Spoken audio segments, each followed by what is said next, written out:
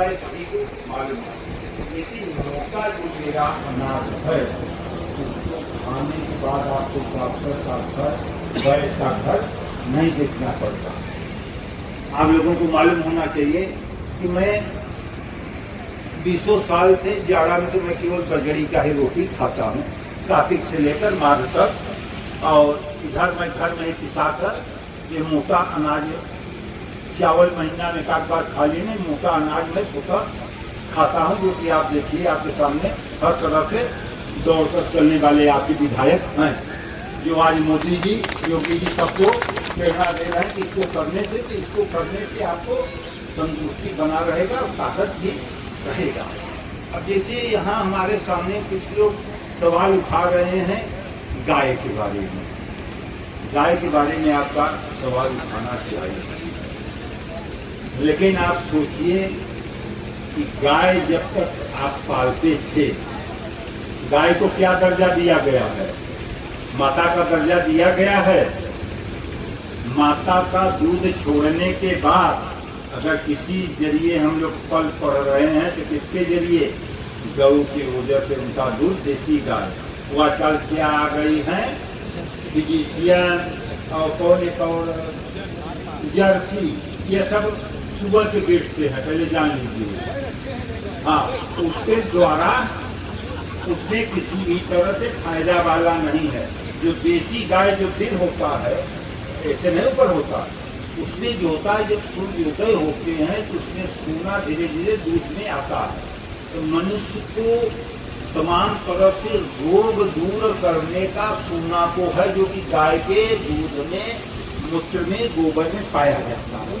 अब जैसे देख लीजिए बरसात के दिन में ही आपको अनंत चतुर्दशी आता है, जिसमें ब्राह्मण पूजन करते हैं तो पंचगव्य बनाते हैं। पंचगव्य में क्या रहता है?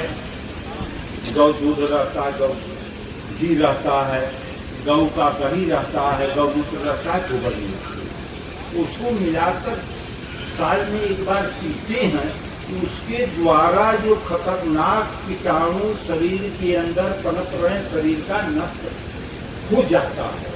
इसमें हमारे पति और ब्राह्मण लोग सबको पिलाने का भी काम करते, धीरे धीरे चलन खत्म हो गया है, जिससे नाना प्रकार का रोग आ रहा है।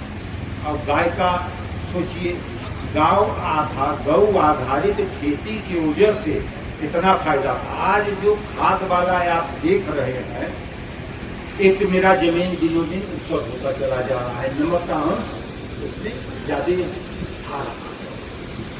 और जो केचुहा वाला आप बताए हैं, आप 50 बरिस 55 बरिस पहले देख लीजिए, केचुहा खेत में अपने आप उपला कर देते थे। जब बरसात होता था तो पानी सोख लेता था। आज किसी खेत में कचूहा दिखाई नहीं पड़ा। कारण क्या है? खाद की वजह से वो मरते चले जा रहे हैं और हम लोग उसको भूलकर अपनी जो जिसको मैं माँ का दर्जा दिए हैं उनको हम लोग छोड़ दिए हैं। अब एक चीज सोचिए, हम किस मोड़ पर जा रहे हैं। मेरी अगर माँ है, मेरे पिता हैं, अगर वो बूढ़े हो गए, क्या घर से उनको निकालना चाहिए? इसमें बताइए, इसमें कौन लोग हैं सहमत? है कोई सहमत? गाय मेरी माँ है। यहाँ गाय कहाँ की आई है? गाय हमारा है, आपका है, दूसरे का नहीं है। उनका दूध पिए, मैं दोहन करने के बाद उनको हम लोग छोड़ दिए कि जाइए, चलिए खाइए। गाय जब चरती थी तो मेरा खेत का उपज देखिए कितना बढ़ जाता था।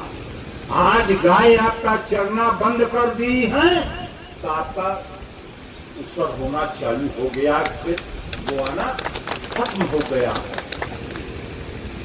उसका मैं गोबर डालता था, मूत्र डालता था, जो मट्ठा उठा खत्म होता था उसको भी हम लोग उसी में डालते थे। गौ आधारित मेरा खेती होता था।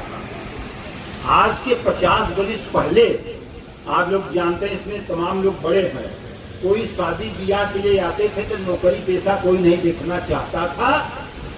जाते थे, क्या देखते थे? घर द्वार। बड़ बाद में देखते थे घर और द्वार, उनका द्वार भी रहना चाहिए, 4 ठे गाय और बैल आपके दरवाजे पर बना रहना चाहिए तो आप संपन्न हैं।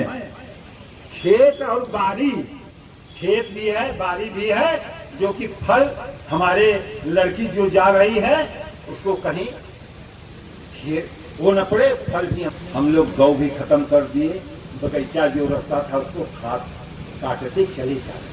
तो आज जो प्रकृति का कोप हम लोगों को भांजन होना पड़ रहा है, जो बरसात नहीं हो रहा है। वृक्ष से जल है, जल से जीवन है, अगर वृक्ष नहीं है तो बरसात भी नहीं होगा। ये हम लोग चेत नहीं रहे। इस बार वार्निंग दे दिया प्रकृति ने, 52.25 दिल्ली में दे दिया कि 60 आने में देरी नहीं है। 60 आने का मतलब कि हम लोग पागल होकर मरना चालू हो। आप सभी लोग बैठे रहिएगा, अभी आप लोग के मध्य में वो है। हाँ भैया यार, उनको भी अभी कुछ देर बाद में उनको और किए हैं कम से कम ज्ञानार्जन का आप लोग परिमार्जन करिए। और